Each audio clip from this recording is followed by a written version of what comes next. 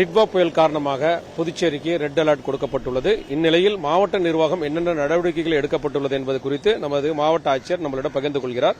வணக்கம் சார். தற்போது நம்ம என்னென்ன நடவடிக்கைகள் எடுத்துட்டு எத்தனை முகாம் அமைக்கப்பட்டுள்ளது? நடவடிக்கைகளை பார்த்தீங்கன்னா நம்ம கட்டுப்பாட்டு அறை தொடர்ந்து இயங்கிக்கிட்டு இருக்கு. ஸோ எல்லா லைன் டிபார்ட்மெண்ட்ஸ் கட்டுப்பாட்டு அறையில் இருக்காங்க. பொதுமக்களுடைய புகார்களை உடனுக்குடியாக தீர்வு பண்ணிக்கிட்டு இருக்கோம். ஸ்கூல்ஸ் காலேஜஸ் எல்லாமே இன்னைக்கு லீவ் விட்டுருக்கோம். டூரிசம் ஆப்ரேஷன் எல்லாமே சஸ்பெண்ட் பண்ணியிருக்கோம். ஸோ நம்மளுடைய ரிலீஃப் ஷெல்டர்ஸ் கிட்டத்தட்ட எல்லாமே ரெடியாக இருக்குது. கிட்டத்தட்ட 300க்கும் மேற்பட்ட ரிலீஃப் ஷெல்டர்ஸ் எல்லாமே ரெடியாக இருக்கு. ஸோ சிவில் சப்ளை டிபார்ட்மெண்ட் உணவு கொடுக்கறதுக்கு தயாராக இருந்துகிட்டு இருக்காங்க. நம்மளுடைய வல்னரபிள் ஏரியாஸ் எல்லாமே ஐடென்டிஃபை பண்ணி ஒரு 70 ஏரியாஸ் ஐடென்டிஃபை பண்ணி எல்லா ஏரியாவிலையும் மொபைல் வாட்டர் பம்ப்ஸ் பண்ணிட்டு இருக்கோம். ஸோ இப்போ பொதுப்பணித்துறை சார் இருக்காங்க. இவங்க கூட எல்லா இடத்துக்கும் போயிட்டு எங்கே ஏதாவது பிளாக்கேஜ் இருக்கா, எல்லா இடத்துக்கும் மோட்டார் பம்ப் ரன் ஆயிருக்கான்னு எல்லாம் செக் பண்ணிட்டு இருக்கோம்.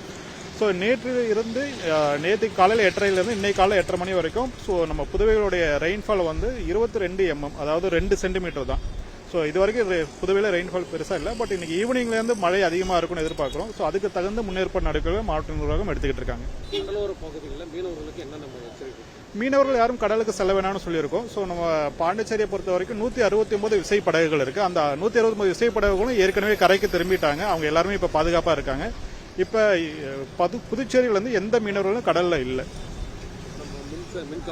மரங்கள் இந்த மாதிரி இருக்கிறதுல எந்தெந்த துறை சார்பில் நம்ம ஒருங்கிணைந்து ஒரு குழு அமைச்சிருக்கோம்.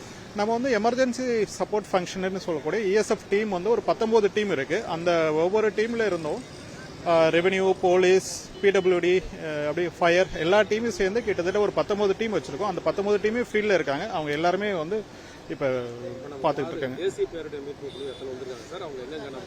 தேசிய பேரிடர் மீட்பு குழு 2 குழு ஏற்கனவே புதுச்சேரிக்கு வந்துட்டாங்க. ஸோ இப்போ அவங்க வல்னரபிள் ஏரியாஸ் பாத்துக்கிட்டு இருக்காங்க. ஏதாவது ப்ராப்ளம் நடக்குமான்ட்டு முன்னாடியே அந்தந்த கன்சர்ன் தாலுக் தாசில்தார் கூட போயிட்டு விசிட் பண்ணிக்கிட்டு இருக்காங்க. மின்சாரம் துண்டிக்கப்படக்கூடிய சூழல் இருக்கு. அந்த மாதிரி இருக்கு. நம்ம முன்னேற்பாடுகள் என்ன வச்சிருக்கோம்? இல்ல புயல் அதிகமாக வந்துச்சுன்னா அந்த நேரத்தில் மட்டும் மின்சாரம் கட் பண்ண சொல்லியிருக்கோம். இப்போதைக்கு மின்சாரம் சீராக இருந்துகிட்டு இருக்கு. அதோட விநியோகத்தில் எந்த விதமான பிரச்சனையும் இல்லை. நம்மளுடைய டீமும் எலக்ட்ரிசிட்டி டீமும் தயாராக இருக்காங்க. ஏதாவது ப்ராப்ளம் ஏற்பட்டால் இமீடியட்டாக டிரான்ஸ்ஃபர் சேஞ்ச் பண்ணுறது வேற எல்லாத்துக்கும் தயாராக இருந்துகிட்டு இருக்காங்க. முகாம் அமைக்கப்பட்டதுன்னா முகாமில் இருக்கிற உணவுக்கு நம்ம எந்த ஏற்பாடுகள் செய்யப்பட்டோம்? முகாமில் தங்குறவங்களுக்கு உணவு கொடுக்கறதுக்காக முழு ஏற்பாடோட இருக்கும். சிவில் சப்ளை டிபார்ட்மெண்ட் ஏற்பாடு பண்ணியிருக்காங்க. எவ்வளோ சார் மினிமம் நம்ம ரெடி பண்ணுறோம்? இல்லை, இது வரைக்கும் யாரும் முகாமுக்கு வரல. ஓகேங்களா. ஸோ வர முகாமுக்கு யார் வராங்களோ அவங்களுக்கு கொடுக்கறதுக்கு ரெடியாக இருக்கும்.